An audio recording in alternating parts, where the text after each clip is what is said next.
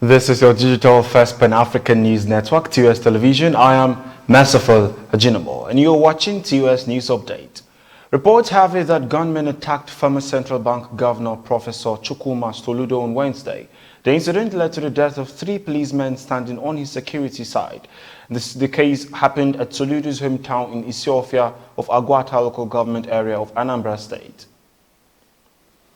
And federal government on Wednesday held a meeting with members of the Nigerian Association of Resident Doctors to stop their planned strike. Among other things, the union was asking for payment of all salaries owed to all house officers, including March salaries, before the end of business on March 31st, 2021, and upward review of the current hazard allowance to 50% of consolidated basic salaries of all health workers, and payment of the outstanding COVID-19 inducement allowance, especially in state-owned tertiary institutions. The Minister of Labour and Productivity, Chris Ngigi, said the federal government and the resident doctors were working closely to the demands of the doctors. And a high court sitting in Kaduna State has adjourned the trial of the leader of the Islamic movement in Nigeria, Sheikh Ibrahim El-Zakzaky, and his wife Zinat. It was adjourned to May 25, 2021 for the continuation of hearing on the case. During the sitting on Wednesday, the prosecuting counsel, Dari Bayero, rested his case by presenting his last witness, which brings the total number of witnesses called by the prosecution to 15. The total number of returnees have summoned up to 1,071 as fresh batch of 418 Nigerians returned from Saudi Arabia on Wednesday.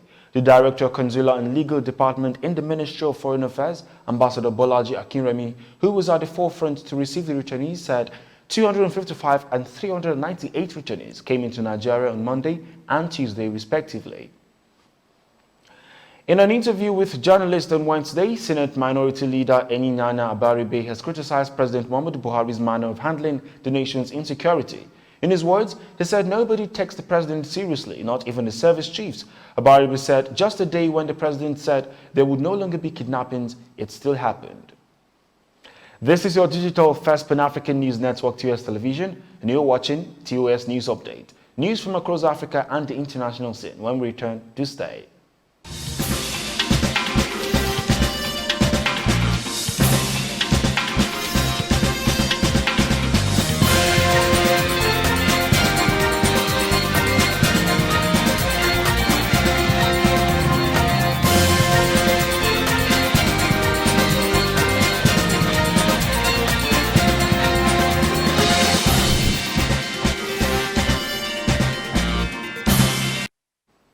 You're welcome back.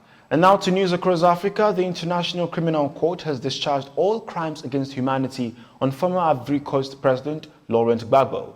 This has created a path to return to Ivory Coast, where he is recognized as a prominent figure. He had been charged in connection with violence following a disputed election in 2010 that left 3,000 people dead. In a cabinet restructuring on Wednesday, Tanzanian President Samia Suluhu announced the nomination of a new finance minister and foreign minister. She declared the restructuring after the swearing-in of Vice President Philip Mpango at Chamwino State House in the capital, Dodoma. President Samia Hassan appointed Mwigulu Nchemba as the Minister of Finance and Planning and Liberata Mulumula as new Minister of Foreign Affairs and East African Cooperation. We move to the global scene. President Emmanuel Macron on Wednesday announced a 3-week nationwide school closure with a 2-week holiday inclusive. The president also announced a month-long domestic travel ban aimed at fighting the spread of coronavirus as the epidemic is fast-tracking. Macron further explained that with the closure of nurseries, schools and high schools, all courses will be done from home for the next 3 weeks. And World Health Organization has warned against crowded indoor celebrations that could initiate a fresh rise in coronavirus infections. In the warning which it gave on Wednesday, days ahead of Easter and 2 weeks before Ramadan, the World Health Organization said the country is experiencing widespread community transmission of the virus and encouraged that virtual meetings should be encouraged and reduction of gatherings should be seriously considered. And in business, the Minister of Budget and National Planning, Zainab Ahmed, has disclosed that the federal government is proposing to spend 396 billion naira for the COVID-19 vaccination in 2021 and 2022. She made this known on Wednesday after the weekly Federal Executive Council meeting, which was presided over by Vice President Yemi Osinbajo. Ahmed explained that amounts may be reduced if the federal government receives more donations of the vaccines from the private sector. You're still watching your digital first Pan-African News Network 2S television, and this is News Update. More stories on entertainment and sport when we return. Do stay.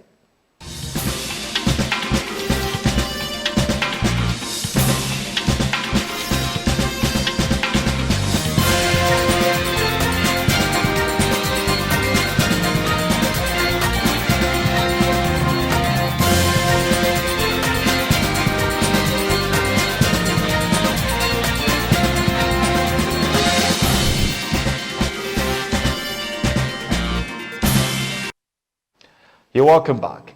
And now to entertainment. A theatre adaptation of fan-favorite television show Game of Thrones is officially in the works. The stage play, produced by British playwright Duncan Macmillan and directed by Dominic Cook, was reportedly centered on a gathering set of decade before the event in the HBO hit series based on George R.R. Martin's novels.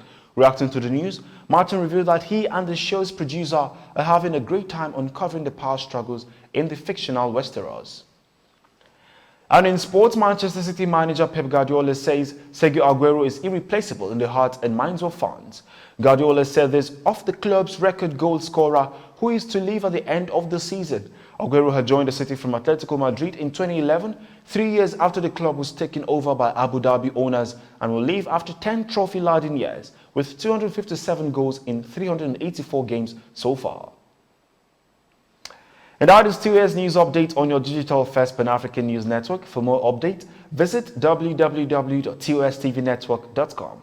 Do follow and like our social media handles on Facebook, Twitter and Instagram. And remember to subscribe on YouTube.